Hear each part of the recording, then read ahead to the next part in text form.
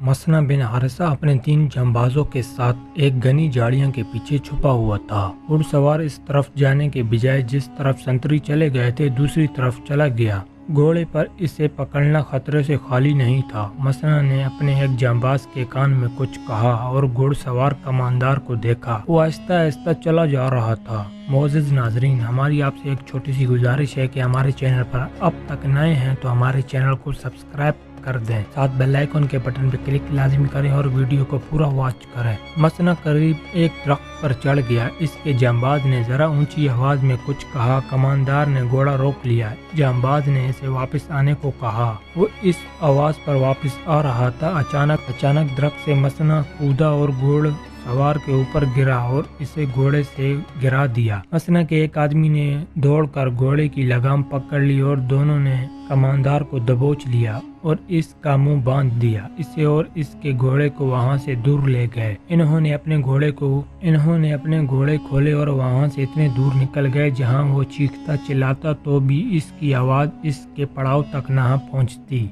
जिंदा रहना चाहते हो तो बताओ कि तुम्हारी फौज कहाँ से आई है। मसना ने तलवार की नोक इसकी शाह रग पर रख कर पूछा। वो बहमन जादविया के लश्कर का कमांडर था। इसने जान बचाने की खातिर सब कुछ बता दिया। ये भी कि जादविया मैदान चला गया है और इसकी जगह जाबान सालार है और बकर बिन वाल के लश्कर इन्हें इत्तेफाक से मिल गया है।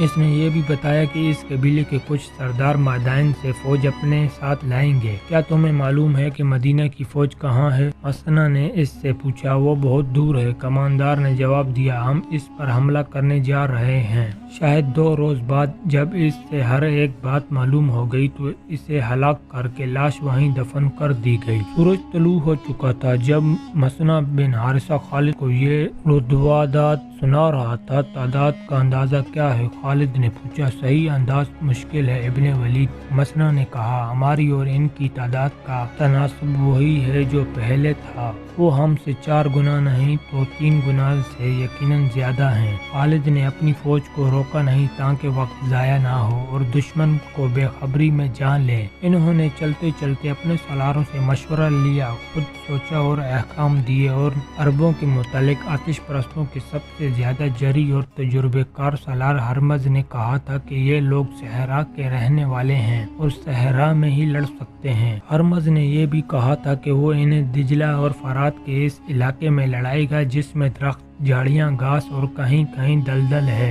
लेकिन हरमस के ख्वाब इसी सरसब्ज और दलदली इलाके में टूट टूट कर बिखर गए थे। खुदा की कसम, तुम अब दरियाओं और जंगलों में भी लड़ सकते हो, खालिद ने अपने सालारों से कहा। इस जमीन पर तुमने इतने ताकतवर दुश्मन को 3 शिकस्तें दी हैं। तुमने ये भी देख लिया है कि हमारे दुश्मन के लड़ने का तौर तरीका क्या है। मसना ने बताया है कि दुश्मन अगर इसी मैदान में हुआ जहाँ वो पड़ाव किए हुए है तो ये जहन में रख लो कि ये मैदान 2 दरियाओं, दरियाए फरात और दरियाए खसीफ के दरमियान है। मैदान हमवार है लेकिन दरख्तों और सब्ज़े की अहतात हैं। दौड़ते घोड़ों पर तुम्हें दरख्तों का और इनके झुके हुए टहनियों का ख्याल रखना होगा वरना इन टहनियों से टकरा कर मारे जाओगे। मैदान महदूद भी है। हमें दुश्मन को किसी किस्म का धोखा देने का और चाले चलने का मौका नहीं मिल सकेगा। हमें आमने सामने का मार्का लड़ना पड़ेगा। इब्ने अमरू और इब्ने हातिम पहलू के सलार होंगे।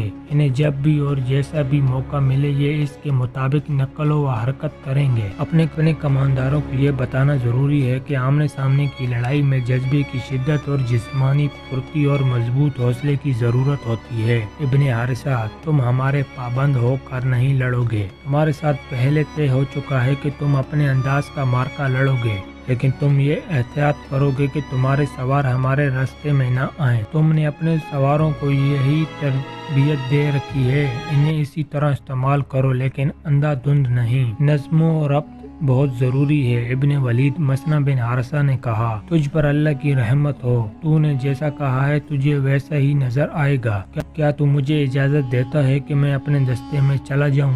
मैं तुझे अल्लाह के सपुर्द करता हूँ, हारिसा के बेटे, खालिद ने कहा। जा मैदान जंग में मिलेंगे या मैदान हशर में। मसना ने घोड़े को एड़ लगाई और पलक झपकते नजरों से ओझल हो गया। اس کے ساتھ ایک آتش پرست کماندار کا گھوڑا بھی تھا جسے اس نے قتل کر دیا تھا۔ وہ یہ گھوڑا خالد کے لشکر کو دے گیا تھا۔ اتنی تھوڑی تعداد میں اور اتنے محدود وسائل کے بھروسے مدینہ کے مجاہدین اس لشکر پر حملہ کرنے جا رہے تھے جس کی تعداد ان سے 3 گنا سے بھی زیادہ تھی اور جس کے ہتھیار بھی بہتر تھے اور جن کے سر لوہے کی خود سے اور چہرے لوہے کی زنجیروں سے ڈھکے ہوئے تھے۔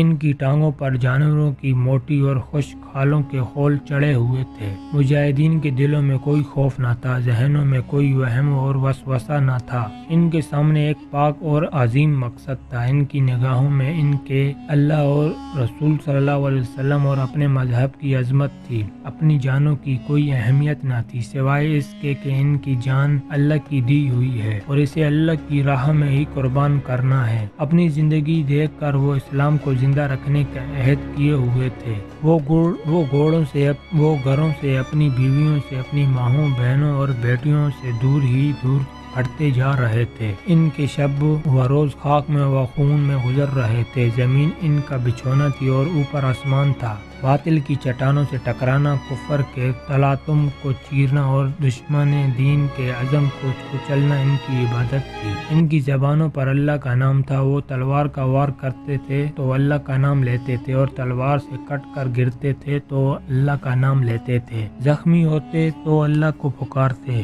لا ریب ایمان کی پختگی اور جذبے کی دیوانگی ان کے ہتھیار تھے اور یہی ان کی ڈھال تھی۔ وہ اس وقت دشمن کے سامنے پہنچے جب دشمن کا دوپہر کا کھانا تیار ہو چکا تھا۔ ان کے سالار جابان کے حکم سے لشکر کے لیے خاص کھانا تیار کیا گیا تھا۔ مورخ طبری اور ابن ہشام اور محمد حسین ہیکل لکھتے ہیں کہ فارس کی فوج کو سانڈوں کی طرح پالا جاتا تھا۔ سپاہیوں کو مرغن کھانے کھلائے جاتے تھے۔ فارس کے شہنشاہوں کا اصول بلکہ عقیدہ تھا کہ مضبوط اور مطمئن فوج ہی سلطنت، تخت و تاج کی سلامتی کی ضامن ہوتی ہے۔ فارسی سالار جابان نے اس سے زیادہ مرغن اور پرتکلف کھانا تیار کرایا تھا جو فوج کو عام طور پر ملا کرتا تھا۔ اس کھانے کا ذکر تاریخوں میں بھی آیا ہے۔ بے شمار جانور ذبح کر دیے گئے تھے۔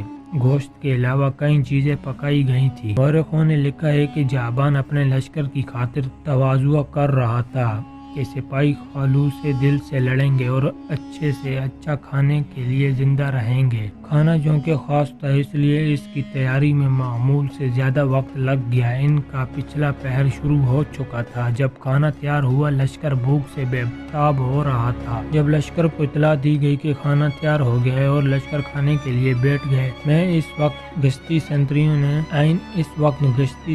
نے اطلاع دی کہ مسلمانوں کی فوج سر پر آ گئی ہے۔ خالد اپنے اس مقصد میں کامیاب ہو گئے تھے کہ دشمن کو ان کی آمد کی خبر قبل از وقت نہ ہو۔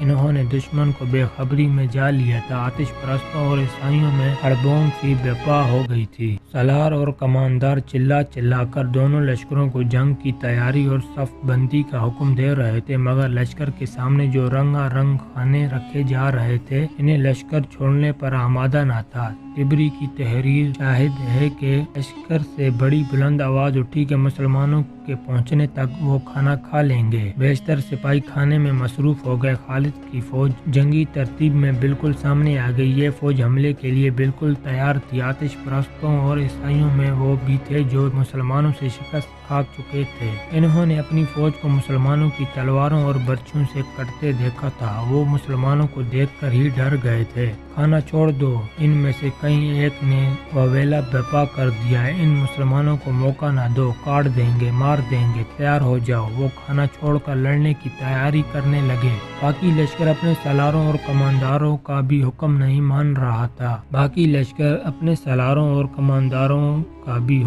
مان رہے تھے۔ وہ سب بھوک سے مرے جا رہے تھے، لیکن جنہوں نے مسلمانوں کے ہاتھ دیکھے ہوئے تھے ان کی خوف زدہ ہڑبونگ دیکھ کر سارا لشکر کھانا چھوڑ کر اٹھ کھڑا ہوا۔ مدینہ کے مجاہدین اور آگے چلے گئے۔ خالد انہیں احکام دے رہے تھے کہ دشمن نے ابھی گھوڑوں پر زینیں کھسنی تھی اور سارے لشکر کو زرہ پہننی تھی۔ جابان نے مہلت حاصل کرنے کے لیے یہ طریقہ اختیار کیا کہ اس دور کے رواج کے مطابق عیسائیوں کے سردار عبدالسعود اجلی کو ذاتی مقابلے کے لیے آگے کر دیا۔ کس میں ہمت ہے جو میرے مقابلے کے لیے آئے گا؟ عبدالسعود نے نے اپنے لشکر سے آگے آकर مسلمانوں کو للکارا، جسے میری تلوار سے کٹ کر مرنے کا شوق ہے وہ آگے آ جائے۔ میں ہوں ولید کا بیٹا۔ خالد نے نیام سے تلوار نکال کر بلند کی اور گھوڑے کو ایڑ لگائی۔ میں ہوں جس کی تلوار تجھ جیسوں کے خون کی پیاسی رہتی ہے، گھوڑے کی پیٹھ پر رہے اور اپنا نام پکار۔ میں ہوں عبداللہ سعود اجلی۔ اس نے بلند آواز سے کہا، نام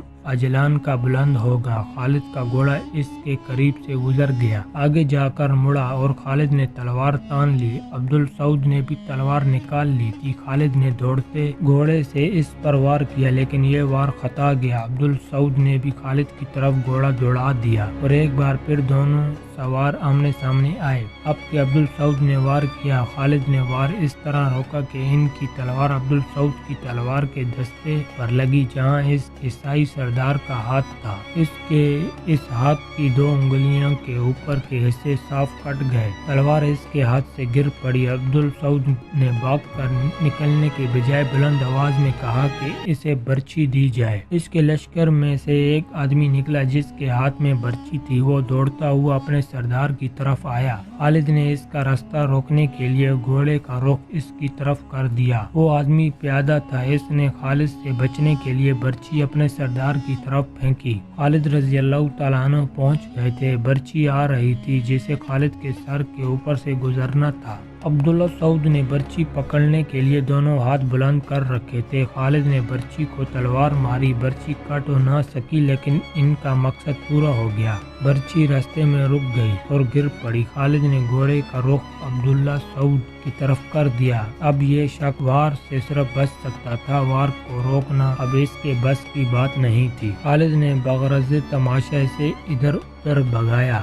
ابن ولید خالد کے ایک سالار نے بلند آواز سے کہا، اسے ختم کر دو، دشمن تیار ہو رہا ہے۔ خالد نے گھوڑے کی رفتار تیز کر کے اور اسود کے قریب سے گزرتے تلوار برچی کی طرح ماری۔ عبداللہ سعود نے گھوڑے کے ایک پہلو پر جھک کر بچنے کی کوشش کی، لیکن خالد کی تلوار اس کے دوسرے پہلو میں اتر گئی۔ عبداللہ سعود سنبھل گیا، لیکن وہ بھاگا نہیں۔ خالد نے اب پیچھے سے آ کر اس پر ایسا وار کیا کہ اس کی گردن اس طرح کٹی کہ سر ڈھلک کر ایک کندھے پر چلا گیا، گردن پوری نہیں کٹی تھی۔ ادھر عیسائیوں کا سردار عبداللہ سعود گھوڑے سے گرا اور دریائے فرات کی طرف سے بے شمار گھوڑوں کے دوڑنے کا شور سنائی دیا۔ گھوڑے سر پر دوڑتے آ رہے تھے۔ اس پہلو پر عیسائیوں کا لشکر تھا، گھڑ سواروں کے ہاتھوں میں برچیاں تھیں۔ گھوڑے عیسائیوں کے لشکر میں جا گھسے اور سواروں کی برچیوں نے انہیں چھلنی کرنا شروع کر دیا۔ عیسائیوں کی توجہ سامنے مسلمانوں کی طرف تھی، وہ مقابلے کے لیے سنبھل نہ سکے۔ میں ہوں حارثہ کا بیٹا مسنا۔ اس شور و غوغا میں سے ایک للکار سنائی دے رہی تھی، ہم بھی تم میں سے ہیں، میں ہوں مسنا بن حارثہ۔ یہ مسنا کا سوار دستہ تھا جسے اس نے خالد کو بتا کر لشکر سے الگ رکھا تھا۔ وہ چھاپا مار جنگ لڑنے کا ماہر تھا اور اس جنگ میں لڑائی کا یہ طریقہ بے حد ضروری تھا۔ وجہ یہ تھی کہ یہ میدان جنگ کا بامشکل 2 میل وسیع تھا، اس کے دائیں اور بائیں دریا تھے۔ خالد نے پہلے ہی کہہ دیا تھا اس میدان میں وہ اپنی مخصوص جنگی چالیں نہیں چل سکیں گے۔ اپنے سالاروں سے انہوں نے کہا تھا کہ آمنے سامنے کی لڑائی میں وہ صرف اس صورت میں کامیاب ہو سکتے ہیں کہ دشمن پر بہت تیز اور شدید حملے کیے جائیں، بلکہ حملہ موج در موج ہو، یعنی ایک دستے دشمن سے ٹکر لے کر پیچھے ہٹے اور دوسرا دستہ حملہ کرے۔ خالد نے اپنی فوج کو اسی قسم کے حملوں کی ترتیب دے رکھی تھی اور اکثر اس کی مشق کرتے رہتے تھے۔ خالد نے حملے کا حکم دے دیا، انہوں نے پہلو کے دستوں کو بھی اس حملے میں جھونک دیا۔ حملے کی پہلی فوج کی قیادت خالد نے خود کی۔ پہلو کے سالاروں عاصم اور عدی نے بھی اپنے اپنے دستے کے ساتھ جا کر خود حملے کیے۔ آتش پرستوں نے جم کر مقابلہ کیا، وہ تازہ دم تھے، مجاہدین تھکے ہوئے تھے، لیکن مسلمانوں کو یہ فائدہ مل گیا کہ آتش پرست بھی پوری طرح لڑنے کے لیے تیار نہیں تھے۔ یورپی مورخوں نے صاف لکھا ہے کہ فارس کی فوج ذہنی طور پر بھی لڑنے کے لیے تیار نہیں تھی۔ یہ فوج بھوکی تھی اور اسے وہ کھانا چھوڑنا پڑا تھا جو اس کے لیے خاص طور پر پکوایا گیا تھا۔ اس کھانے کے لیے تو انہوں نے مسلمانوں کی بھی پرواہ نہ کی تھی۔ مسلمانوں کو اس پہلے حملے میں خون کی خاصی قربانی دینی پڑی۔ آتش پرستوں نے تیار نہ ہوتے ہوئے بھی کئی مسلمانوں کو گھائل کر دیا۔ खालिद पीछे हटे और दूसरे दस्तों को आगे बढ़ाया। आतिश परस्तों को तादाद की अफराद का फायदा हासिल था। एक एक मुजाहिद का मुकाबला 4-4, 5-5 आतिश परस्तों और ईसाइयों से था। दुश्मन को इस फायदे से महरूम करने के लिए मसना का सवार दस्ता सरदड़ की बाजी लगाए हुए था। इसने सवारों को मुतअद्दिद टोलियों में तकसीम कर दिया था। ये टोलियां बारी बारी घोड़े सरपट दौड़ाती भगोलों की तरह कभी पहलू से कभी अकब से आते और कुफार के कई आदमियों को बर्छियों से काटती गुजर जाती। इस तरह दुश्मन की तवज्जो अपने अकब पर भी चली गई, लेकिन मसना के सवार रुक कर नहीं लड़ते थे। इन सवारों ने दुश्मन की तरतीब दरहम बरहम किए रखी। मसना की इस कार्रवाई से खालिद ने पूरा फायदा उठाया। बनु बकर मैदानी जंग में एक ऐलान सुनाई देने लगा और जरतश के पुजारियों जम कर लड़ो, मैदान से बहमन जाजविया का लश्कर आ रहा है। ये ऐलान बार बार सुनाई देता रहा था। खालिद को ये ऐलान कुछ परेशान कर रहा था। इन्होंने पहलू के सलार को पैगाम भेजे कि हर तरफ ध्यान रखें। खालिद ने अपने महफूजा के दस्तों को भी खबरदार कर दिया कि अकब से हमले का खतरा है। तकरीबन तमाम मौरखीन ने लिखा है कि बहमन जाजविया मैदान से कोई लश्कर नहीं ला रहा था। किसी ने भी ये नहीं लिखा कि वो शाबान की मदद के लिए क्यों नहीं पहुंच सका था। एक मौरख याकूत ने लिखा है कि बहमन जाजविया अपने लश्कर में शामिल होने के लिए वापस आ रहा था। रास्ते में से इस लड़ाई से भागे हुए कुछ सिपाही मिल गए जिन्होंने इसे ओलिस की जंग का हाल सुनाया। जाजविया आगे आने के बजाय वहीं रुक गया। इसका मकसद यह था कि शिकस्त इसके खाते में न लिखी जाए। हर हाल इस ऐलान ने के मैदान से जाजविया फौज ला रहा है मुसलमानों में नई रूह फूंक डाली। खालिद ने ऐलान किया कि मैदान के लश्कर के पहुंचने से पहले पहले इस लश्कर का सफाया कर दो, लेकिन आतिश परस्त और ईसाई चट्टानों की तरह डटे हुए थे। खालिद दुआ तो करते ही थे, लेकिन यह पहला मौका था कि खालिद घोड़े से उतरे, जमीन पर घुटने टेके और हाथ बुलंद करके दुआ की, खुदाए जुल जलाल हिम्मत अता फरमा कि हम इस लश्कर को नीचा दिखा सकें। मैं अहद करता हूँ कि मैं तेरे दीन के दुश्मनों के खून का दरिया बहा दूंगा। अब के खालिद ने नए जोशो व खरोश से हमले कर दिए। पहलू के दोनों सलारों ने दुश्मन को नीम दायरे में ले लिया। अकब से मसना बिन हारिसा के सवारों ने अपनी छापामार कार्रवाइयाँ जारी रखी। 2-3 घंटे बाद साफ नजर आने लगा कि दुश्मन के कदम उखड़ रहे हैं। क्योंकि दुश्मन की तादाद ज्यादा थी, इसलिए इसके मरने और जख्मी होने वालों की तादाद भी ज्यादा थी। ये हालत देखकर ईसाइयों और आतिश परस्तों के वो लोग जो पहली 3 जंगों से जिंदा भाग निकले थे, हौसले हार बैठे और जाने बचाने के लिए मैदान जंग से खिसकने लगे। लश्कर के दूसरे लोग भी पीछे हटने लगे। ये सूरत देखकर मुसलमानों ने अपने हमलों में मजीद शिद्दत पैदा कर दी। फिर अचानक यूं हुआ कि कुफार ने भागना शुरू कर दिया। ताकुब करो, खालिद ने अपने तमाम लश्कर में कासिद इस पैगाम के साथ दौड़ा दिए और बुलंद आवाज में ऐलान भी कराया, इन्हें भागने मत दो, इन्हें कत्ल भी न करो, जिंदा पकड़ लाओ।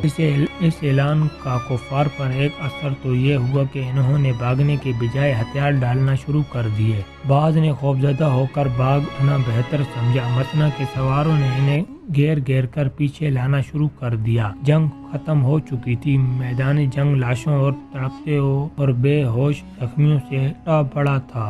एक तरफ वो खाना महफूज पड़ा था जो दुश्मन के लश्कर के लिए तैयार किया गया था। खालिद के हुक्म से मुजाहिदीन खाने पर बैठ गए। जो सिपाही भागने वालों को पकड़ कर ला रहे थे, वो भी खाना खाने लगे। खालिद ने मुजाहिदीन से कहा, अल्लाह ने ये खाना तुम्हारे लिए तैयार कराया था, इत्मीनान से खाओ। मुसलमान मुख्तलिफ खाने देख कर हैरान हो रहे थे। इन्होंने ऐसे खाने पहले कभी देखे ही नहीं थे। वो जौ की रोटी, ऊँटनी का दूध और खजूरें खाने वाले लोग थे। मौरखों ने लिखा है कि दुश्मन के जिन आदमियों को जिंदा पकड़ कर लाया जा रहा था, इन्हें खालिद के हुक्म से हसीफ के किनारे ले जाते और इनके सर इस तरह काट दिए जाते कि सर दरिया में गिरते थे। इनके धड़ इस तरह किनारे पर फेंके जाते कि इनका खून दरिया में जाता था। इस तरह कत्ल होने वालों की तादाद हजारों के हिसाब से थी। गैर मुस्लिम मौरखों और मुबस्सिरों ने खालिद के इस हुक्म کو ظالمانہ فعال کہا ہے، لیکن خالد کہتے تھے کہ انہوں نے خدا سے عہد کیا تھا کہ وہ کفار کے خون کا دریا بہا دیں گے۔ دریا کے اوپر بند بندھا ہوا تھا جس نے دریا کا پانی روکا ہوا تھا، اس لیے خون دریا میں جمتا جا رہا تھا۔ کسی نے خالد کو مشورہ دیا کہ خون کا دریا صرف اس صورت میں بہے گا کہ بند کھول دیا جائے۔ چنانچہ بند کھول دیا گیا۔ جب اتنا زیادہ خون پانی میں ملا تو پانی سرخ ہو گیا اور خون کا دریا بہنے لگا، اسی لیے تاریخ میں اس دریا کو دریائے خون لکھا گیا ہے۔ بعض مورخوں نے لکھا ہے کہ خالد نے بچ نکلنے والوں اور ہتھیار ڈالنے والوں کو قتل عام اس لیے کرایا تھا کہ یہ سپاہی ایک جنگ سے بھاگ کر اگلی جنگ میں پھر سامنے آ جاتے تھے۔ اس کا علاج خالد نے یہ سوچا کہ دشمن کے کسی ایک بھی سپاہی کو زندہ نہ رہنے دیا جائے۔ کہتے ہیں کہ 3 دن آتش پرستوں اور عیسائیوں کو قتل کیا جاتا رہا۔ اس طرح قتل ہونے والوں کی تعداد ملا کر دریائے خون کی جنگ میں وہ جو آتش پرست اور عیسائی مارے گئے ان کی تعداد 70,000 تھی۔ شہنشاہ فارس اردشیر جو نوشیروان عادل کا پرپوتا تھا، ایسے مرض میں مبتلا ہو گیا تھا جو شاہی طبیبوں کے قابو میں نہیں آ رہا تھا۔ اتنا تو وہ جانتے تھے کہ پے در پے 3 شکستوں کا صدمہ ہے، لیکن صدمہ آخر جسمانی مرض کی صورت اختیار کر گیا تھا۔ اس کا علاج دوائیوں سے ہونا چاہیے تھا، لیکن یوں معلوم ہوتا تھا جیسے وہ